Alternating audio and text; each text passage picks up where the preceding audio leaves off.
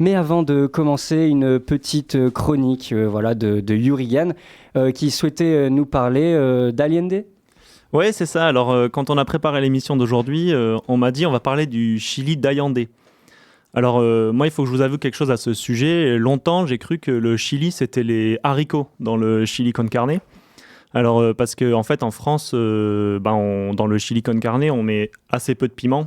Et donc, comme carne, c'est la viande, j'ai toujours cru que le Chili, c'était les haricots. Mais en fait, non, c'est les piments.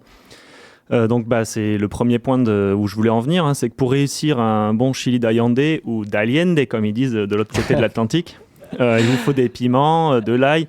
Donc, de l'ail coupé en dés. Je pense que tu as dû te tromper, Yurigan. On parle de Salvador Allende. Ah oui, Allende, le président du Chili, c'est ça, exactement. Le coup d'État, la CIA, Pinochet, tout ça. Exactement. Ah ouais, la boulette. Première chronique, premier hors-sujet. Bon, ça commence bien. Ouais, bien sûr. Alors, ça a déjà beaucoup plus de sens, en fait. Le Chili, le pays, pas le piment. Ouais. Alors, attends, Allende, le président. Ok, alors vous inquiétez pas. Je suis pas un professionnel, mais j'ai de la réserve. Alors, le Chili, je connais pas très bien, mais j'ai un ami chilien. Alors, vous l'aviez pas vu venir, celle-là. En fait, j'ai deux amis chiliens. Enfin, il y en a un, c'est un vrai ami. Enfin, j'espère que c'est un vrai ami à moi, mais il n'est pas vraiment chilien. Et l'autre, c'est pas vraiment mon ami. Je l'ai juste rencontré une fois, mais lui, il est vraiment chilien pour le coup.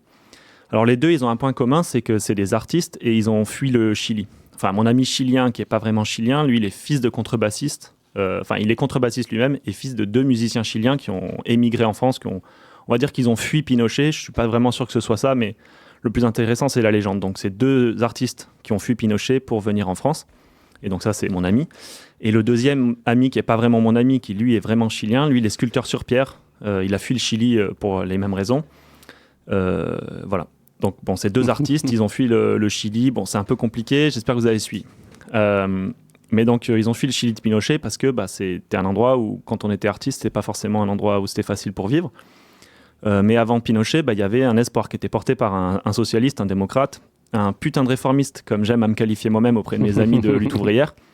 Parce que oui, Allende, c'était pas un gros révolutionnaire qui passait par les armes, il est accédé au pouvoir démocratiquement.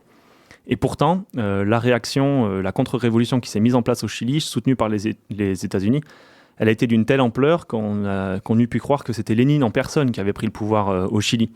Donc cette tragique histoire, est-ce qu'elle peut nous éclairer sur nos propres ambitions à nous, le camp progressiste? Quand notre camp accède au pouvoir, les forces de la réaction essaient toujours de détruire ce que nous construisons. Alors la prochaine fois que nous, on prendra le pouvoir, est-ce qu'il ne faudra pas qu'on soit le plus radicaux et les plus radicales possible? Parce qu'une fois que notre camp arrive au pouvoir, on ne sait jamais quand est-ce que la réaction viendra nous le reprendre. Putain.